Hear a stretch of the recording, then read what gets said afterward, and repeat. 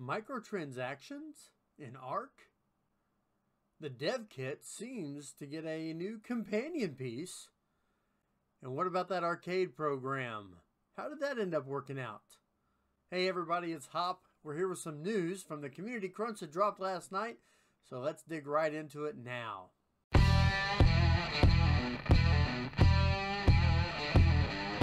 Hey everybody, glad you're here. Hope that this video finds you well.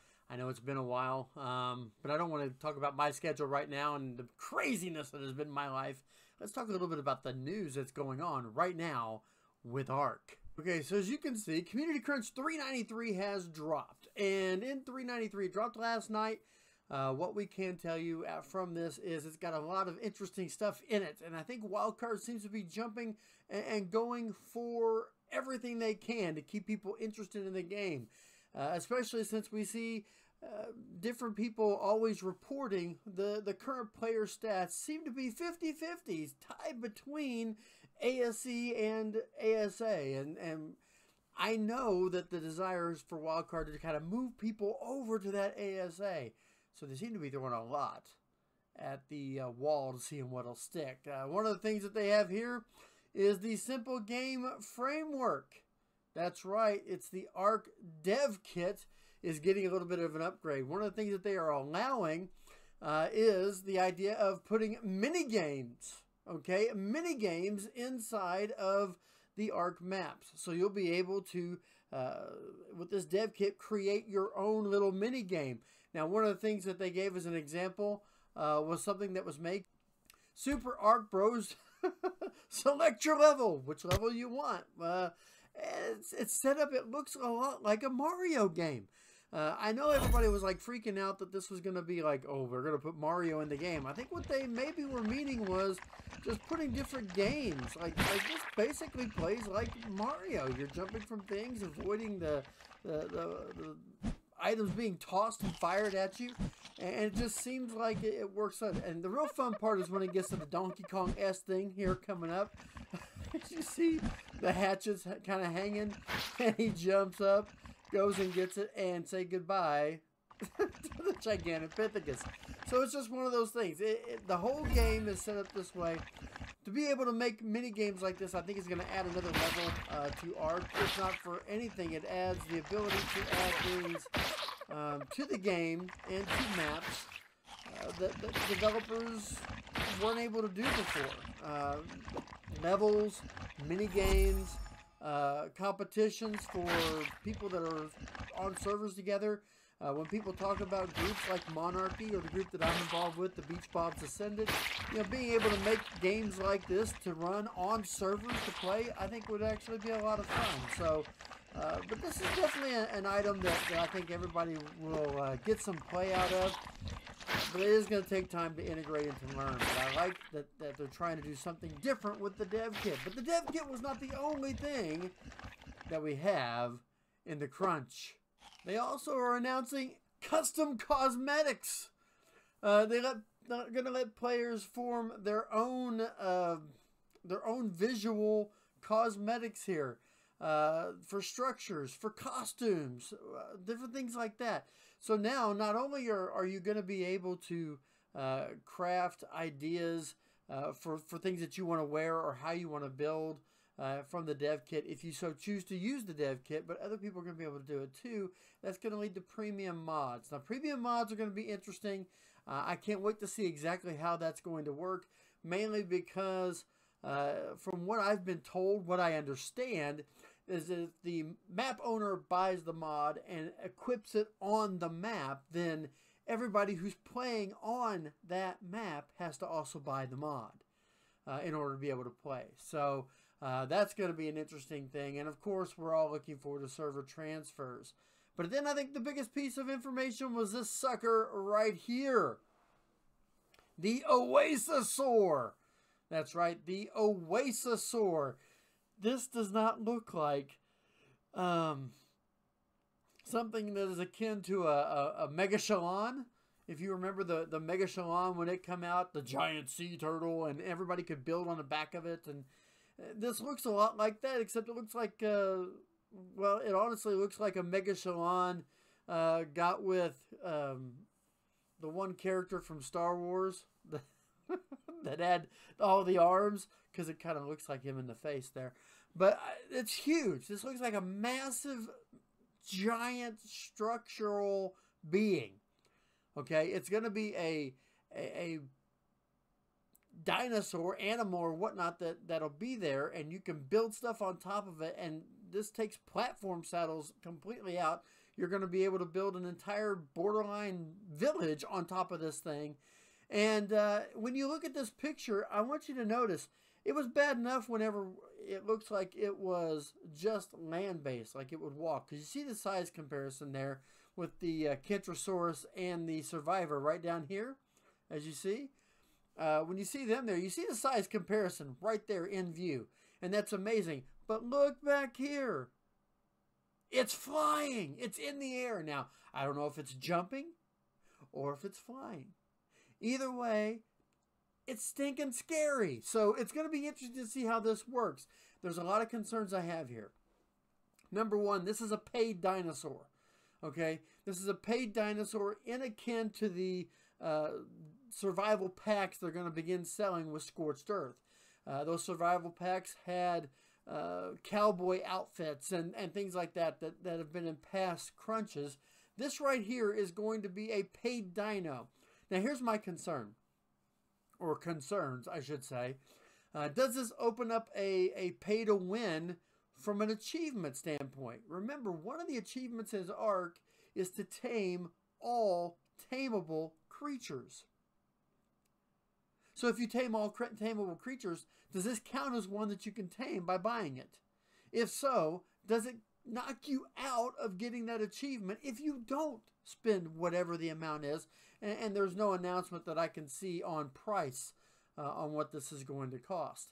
Second concern, how many of these are going to be allowed on a map? They look huge. Now, I don't know how many of you remember, but there was a reason Titanosaurs, especially early in ArK, were limited to one a map. Now, I realize that's changed now that there's been optimizations over the course of the years, and I've seen as many as 3 or 4 on the map at the same time in different areas. Actually, I saw 2 right on top of each other in Crystal Isles once, and that was a little weird because I got into a fight with both of them. Nasty story. We won't get into that right now. Anyway, they wouldn't allow them because it was too big of a dino that ate up too much space, too much memory for the map, and it caused lag. It caused problems. What if we have a problem on a PvP server that we know have dozens of slots, and let's say everybody buys one, and now you've got 35 of these things running around a PvP map? What amount of lag are you going to have with such mobile bases?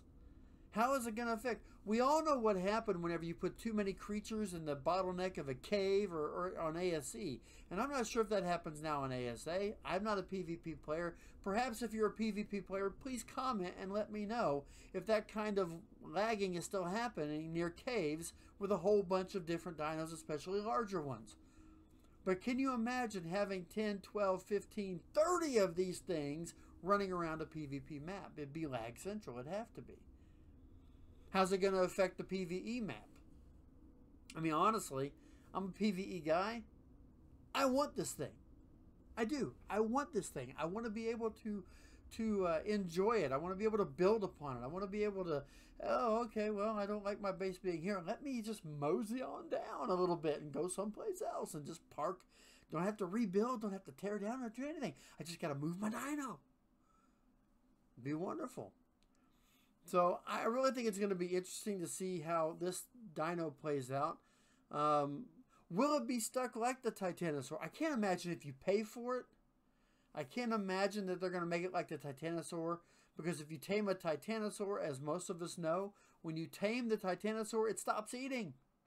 And so unless you've got a mod installed or some INI change in your code for your server, you tame a Titanosaur, it stops eating, it eventually starves and dies. Yes, it's got a ton of food. Yes, it takes hours, if not days, for that to happen.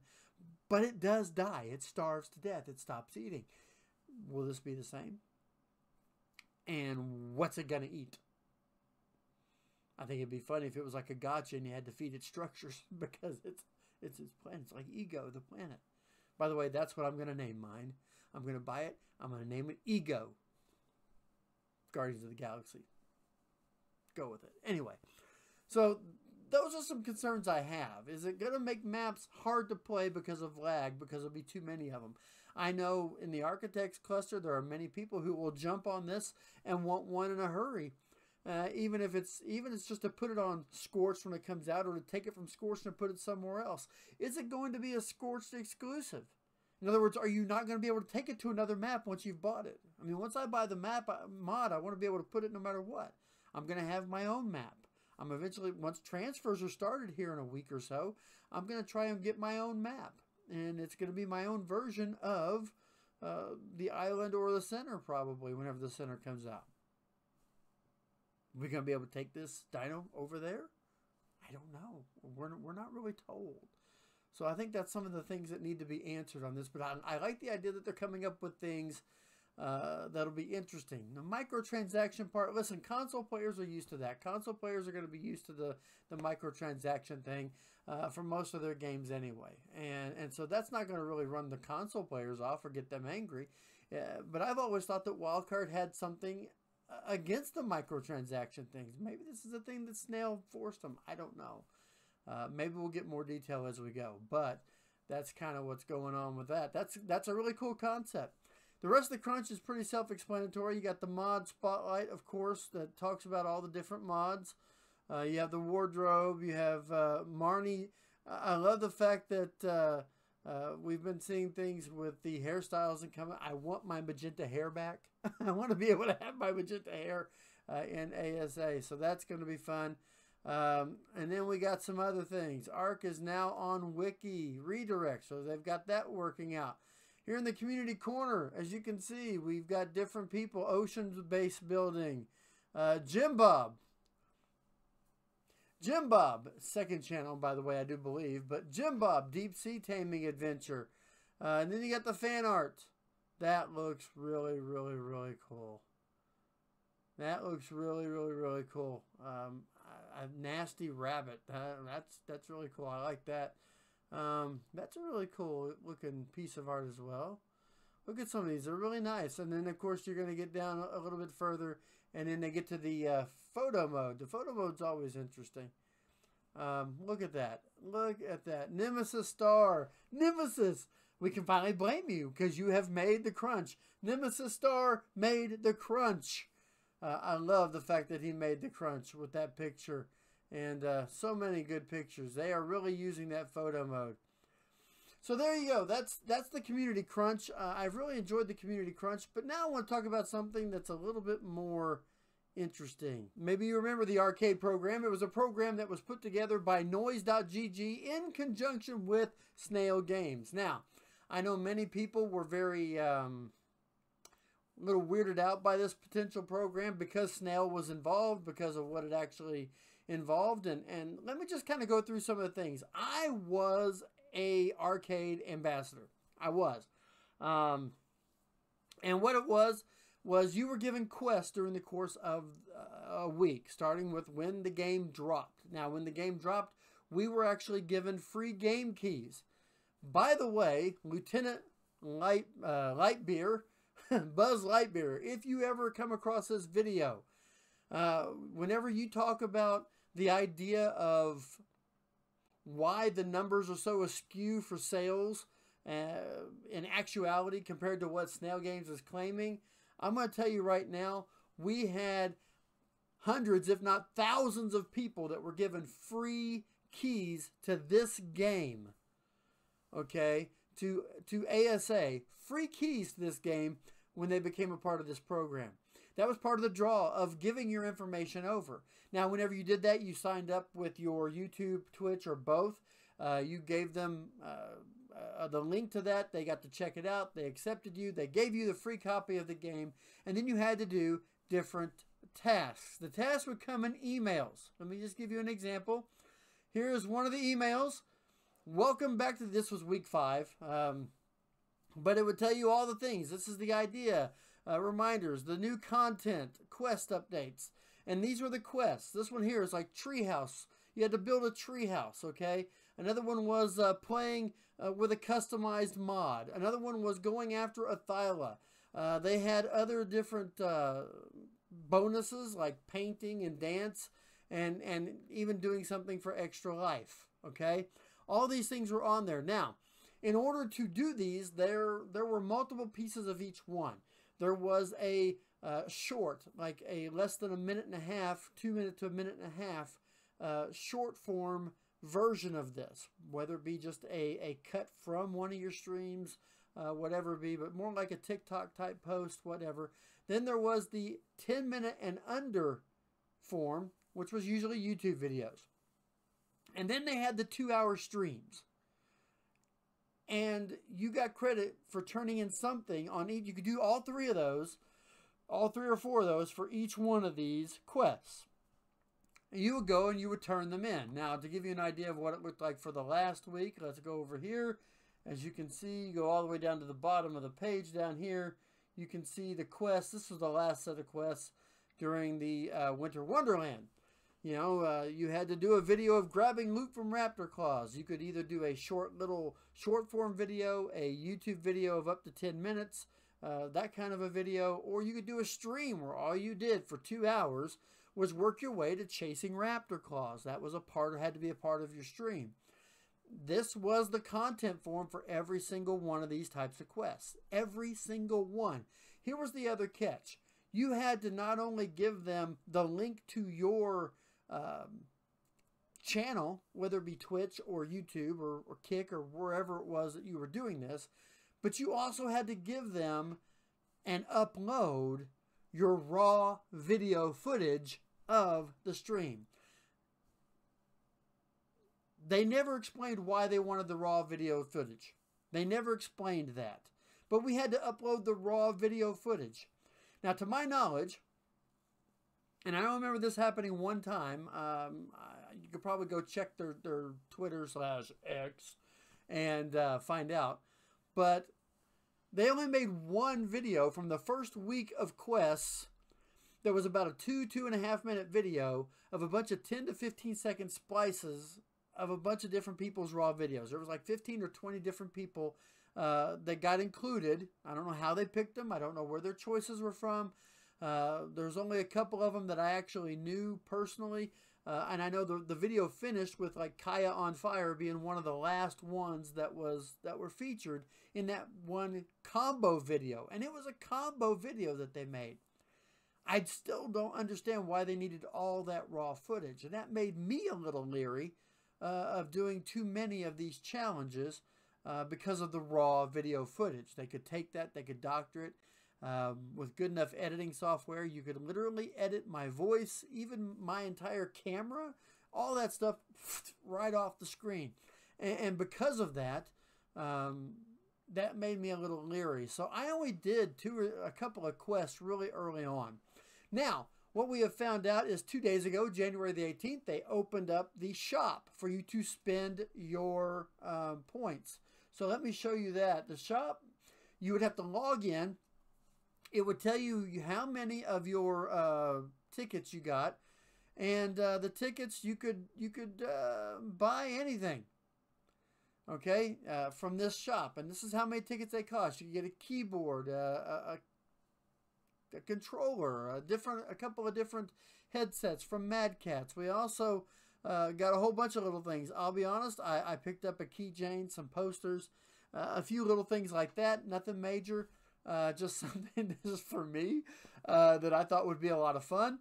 But they had everything. They had the little pop things that you put on the back of your phone. They had different pins. They had tumblers. They even had the otter neck pillow, and I was kind of disappointed. If I could have gone back, I'd have probably done 2 or 3 more quests to make sure I got that otter pillow. But here's the other thing. I want you to look here. They're giving away a 1-year Streamlabs Ultra subscription. More on that in a second. And also, the Ark Survivalist and the Game Key. They're giving away a copy of the game for just 800 tickets. Now, here's the thing about this. Let me explain about the Streamlabs Ultra subscription. There was an email sent out This email was sent out, okay? And I want you to read this along with me. We are proud to announce Streamlabs as a sponsor of the ArKade Ambassador Program. Streamlabs is providing ARK ambassadors with a 1-year Streamlabs Ultra subscription. Okay? So, then it says use your tickets to redeem a suite of premium creator apps for live streaming, recording, editing, sharing short-form content, and more. Now, when you read that, what does it read like? Every single ambassador, much like getting a copy of the game, got a copy of Streamlabs Ultra. So many of us went to go and redeem this Streamlabs Ultra and found out that it was just to give us a 7-day trial. Yeah, 7 days. Okay? And really, what they meant was, well, you're going to be able to use your tickets to get the Ultra for a whole year. But when you read this right here, it says use your tickets to redeem a suite of premium creator apps for live streaming. In other words, that's like what's inside Ultra. The different things that are inside Ultra that you can add to Ultra, different overlays, different things like that, that might, because of their premium, be higher priced or whatnot. You can get those with your tickets. But we're giving you the Ultra for free. That's the way this read. It was very poorly worded. And that was really the excuse that was given in the Discord for the ArKade program. The Discord basically all was told straightforwardly, no. You're supposed to redeem your tickets to get the free Ultra, but everybody gets a 7-day trial. I got news for you. You pretty much get a 7-day trial for walking in off the street. So there was no prize here.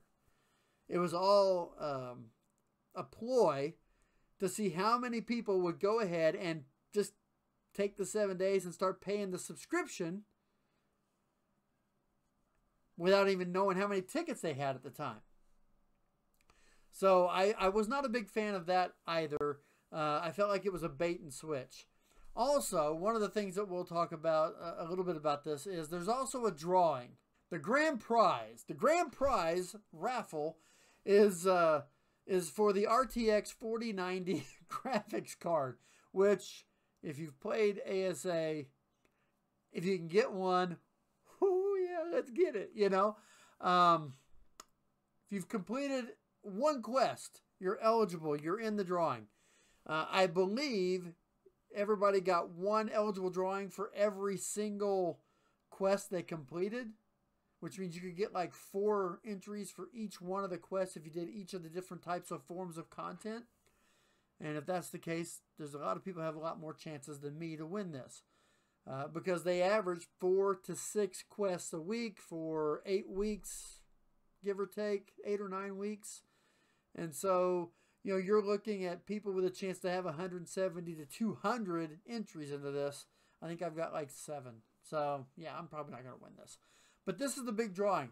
Now, keep in mind, this was not talked about for like weeks. It took people in the Discord going nuts that prizes have been changed, dropped, altered, completely removed. There were other pieces of hardware in the original version of what the prizes were going to be, and those have all been dropped. But the 4090 had to be a part of it because that was a drawing card. I mean, this is like a $1,200, $1,500 piece of equipment that I think everybody would like to be able to have. So, yeah, that's what's happening with the ArKade Ambassador Program. And yeah, I'm not thrilled. But again, I can't complain because I got a free game out of it. I'm gonna get a couple of keychains, some posters, some things like that. So I guess it's not that bad. So anyway,